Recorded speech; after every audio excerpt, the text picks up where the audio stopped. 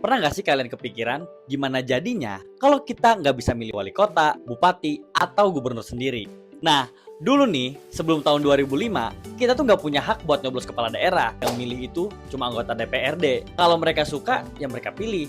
Kalau nggak suka, ya udah, di skip sama mereka. Dari yang awalnya cuma politik elit, sampai akhirnya kita rakyat biasa bisa ikut menentukan masa depan daerah kita sendiri. Yuk, gua kasih tahu gimana sejarah pilkada di Indonesia yang penuh drama ini.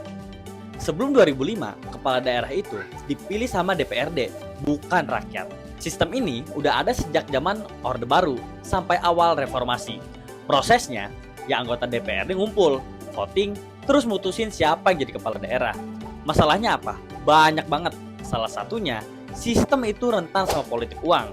Yang menang itu biasanya bukan yang terbaik, tapi dia yang paling loyal sama partai atau anggota DPRD. Rakyat ya cuma bisa nerima aja. Udah gitu, kepala daerah sering banget lebih mikirin kepentingan politik dibanding kebutuhan masyarakat. Nah, makanya nih muncul ide buat ngubah sistem ini. Tahun 2005 jadi momen besar buat demokrasi kita. Lewat Undang-Undang Nomor 32 Tahun 2004 nih, sistem pilkada langsung resmi dimulai. Ini artinya rakyat punya hak buat langsung nyoblos kepala daerah mereka. Tujuan utamanya jelas, biar pemimpin yang terpilih benar-benar punya legitimasi dari rakyat, bukan cuma dari elit politik. Selain itu, pilkada langsung juga diharapkan mengurangi politik uang, walaupun ya nyatanya tantangan baru tetap muncul. Dan hasilnya banyak dampak positif. Contohnya, banyak kepala daerah hebat yang muncul lewat pilkada langsung. Partisipasi masyarakat juga naik banget. Dulu tuh kita cuma jadi penonton aja, tapi sekarang kita bagian dari proses demokrasi. Pilkada langsung juga punya tantangan besar. Salah satunya adalah politik uang. Sekarang bukannya hilang, tapi malah pindah ke masyarakat.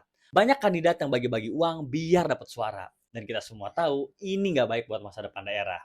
Terus juga nih, konflik antar pendukung juga sering banget terjadi. Apalagi di daerah-daerah yang punya identitas budaya atau agama yang kuat.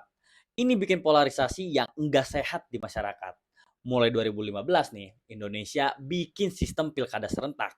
Tujuannya apa? Buat hemat anggaran dan bikin jadwal pilkada lebih terorganisir.